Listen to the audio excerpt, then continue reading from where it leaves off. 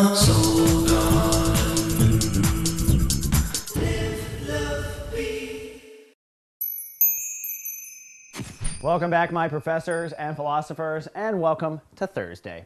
Well, I think today you'll still be a bit spaced out. Basically, you're doing emotional learning, and that can take forms in many ways. The moon is in Leo, so emotionally, the fire signs are charged up. There's a burst of creativity and inspiration, and when the moon is in Leo, it puts emotional focus really on your beliefs, your philosophies, your religion, and emotional learning. So you might be really into your religion right now.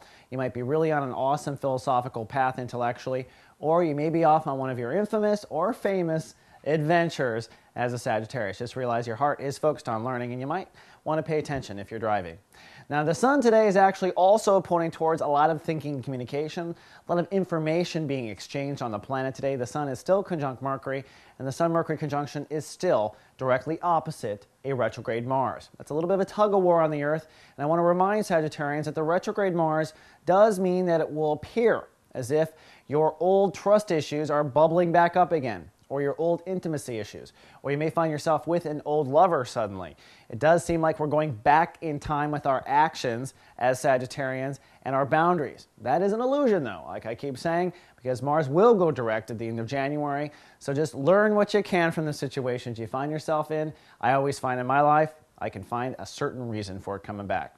Then lastly, Venus today is really pointing toward a karmic fork in the road for Sagittarians. Venus is in Scorpio, today ruled by Saturn, and when Saturn rules a planet, it is time to make a decision, or we have the strength now to make a decision, or at least enough wisdom.